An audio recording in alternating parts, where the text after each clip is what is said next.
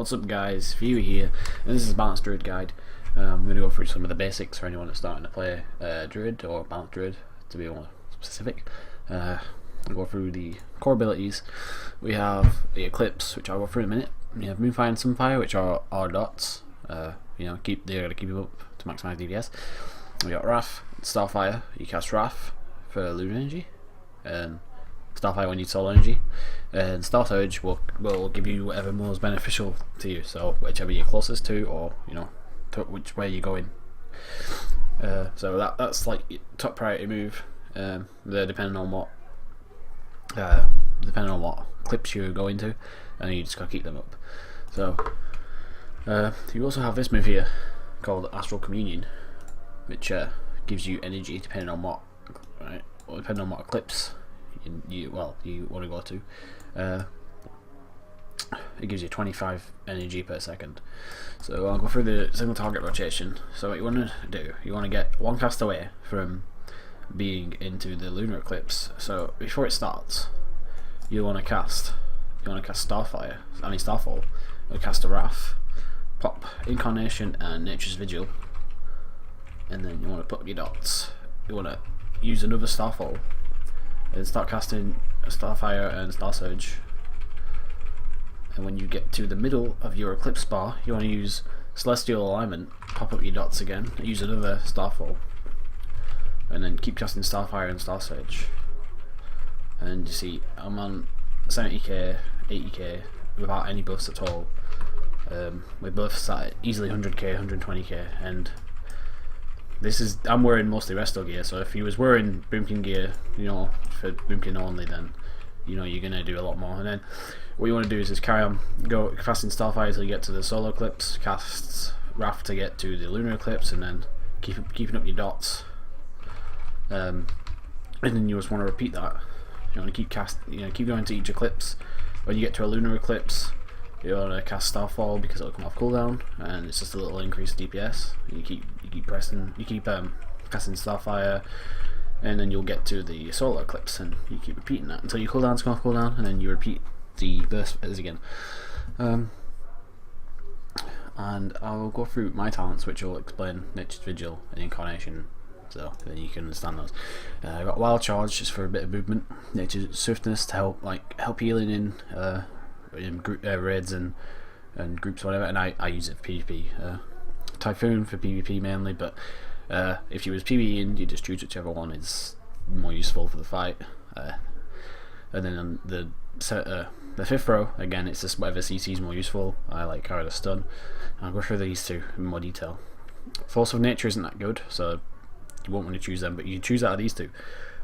You can probably play around with them, depending on which one you like more.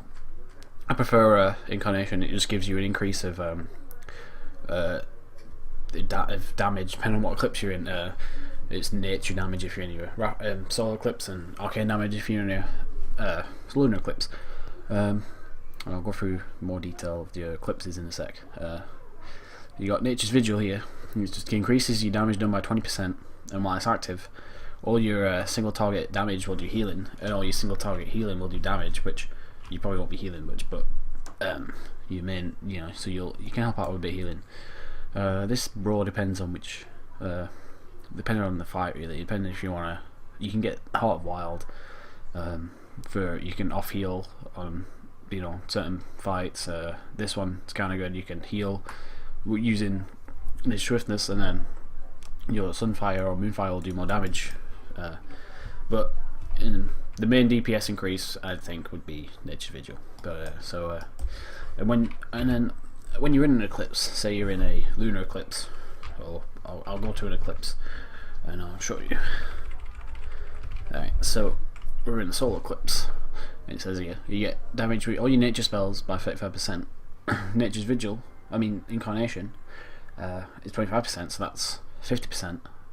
And then your Mastery increases how much bonus damage from your eclipse by 20%, so that's 75% more damage just from your spells while you're in an eclipse. So the main goal is to be in an eclipse most of the time. When you also go into an eclipse, you get a buff called Nature's Grace, which increases your haste by by 15%, I think it is. I'll have a look now. And there we go. It is indeed 15%. And you also get a 5% passive increase of your haste just by being in Moonkin form, and that will also increase your damage of your arcane and nature damage by 10%, which is also, so that's 85% more damage while you just while you're in your burst phase. So you, like, if you look here, I will I don't have it on here, but your Starfires and Star Surges can hit up to like 300k, 200k, which is really good for bursting DPS. We'll go through the stat priority, which is intellect is just your main stat. So you wear intellect gear and you get intellect gems.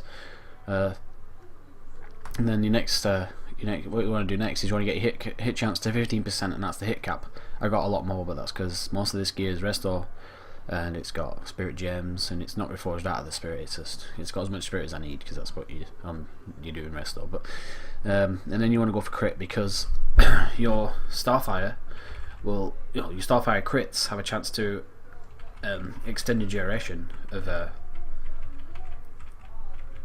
Moonfire, but I didn't get any crits. Oh, there we go. So it was about to run out, but it lasted an extra 3 seconds, and then your Wrath does the same, and your Star Surge does to both dots. So what you want to do is get as much crit as possible, so that you crit more often of it, and your dots will be up for longer, which means less time applying dots, means more time casting, means quicker getting into the into each eclipse, which is just more DPS output overall. And then your next stat would be haste, because your haste increases your cast speed, and it increases how much your dots, or how many times your dots tick when each for each apply you put, each dot you put up on a boss. So right now they'll tick 7 times, but if you get so much hit, they can tick more often. So, but I wouldn't really do too much about that if you're just starting to play a Boomkin, but it's something to keep in mind. And then your next, the weakest stat now is Mastery, but it's still really good. It just increases your bonus damage from eclipses. So all stats are really good for a Boomkin, but what we mainly want to do is get crit in there.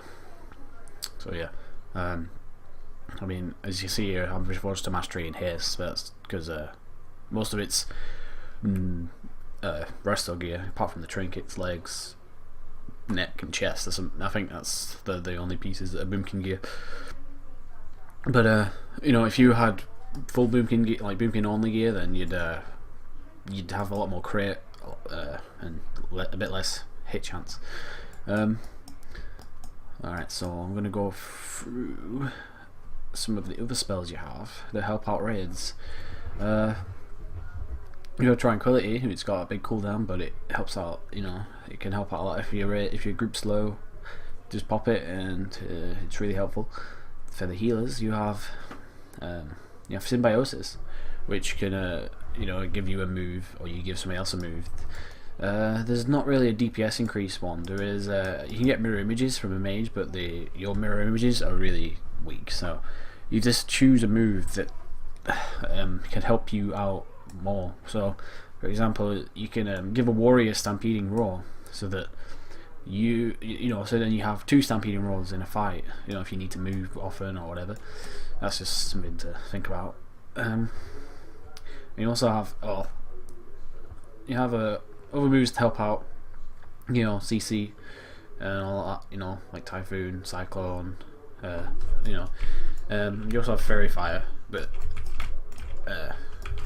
which it just puts Thunder Armor on a target, but most likely will have, well, I mean, you might not do, but there's already going to be either a warrior in the group or something that can also put that debuff on. Alright, I'll go through glyphs, but there's none that increase your DPS by too much, but I'll go through some that are useful.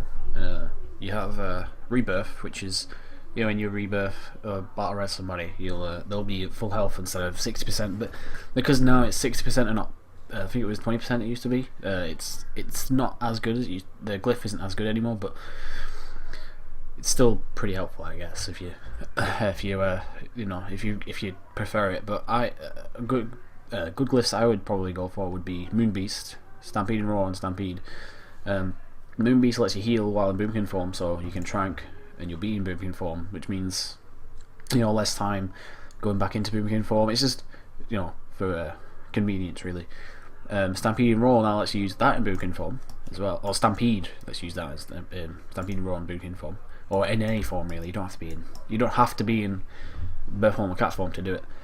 And then you have Stampede, which increases the radius of it, so if you're not grouped up, you still get hit. The people still get hit by it, and they'll get a speed increase. But what I use, what I'm using at the moment is Astral Storm. Hurricane, because it slows movement speed of people and mobs or whatever. I just use that for questing.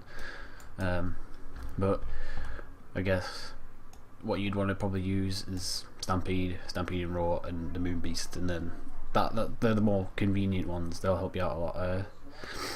But then minor glyphs, they don't really matter, just preference. I will now go through some AoE rotation tips. What you want to, it depends on how many targets you have. If there's only 2 targets, you'll want to be in an eclipse, so you'll use Astral Communion to get to an eclipse. Like I'll do it now. I'll wait till my dots fall off. So I'm 1 cast away from Lich, which is the solar eclipse, which is actually the better AoE. If it's at the start of a pull, you can put down your mushrooms for that extra bit of DPS. The mushrooms aren't as good anymore as they used to be, so they're not good to use over your other spells. So you'll cast your Starfire, and if there's only 2 targets, you'll want to get your dots up. So you got your dots up, and then you use your mushrooms, and then you just want a single target, but while keeping up dots on other targets. If there's any more, I guess if there's 3, you could probably do it in 3 as well, and use Starfall as well. That Starfall hits targets. See,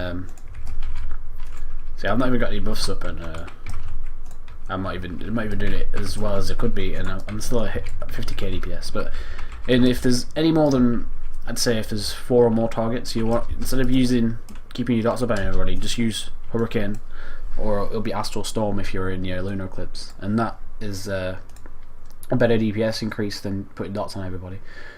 I think that's it for that's all I can think of.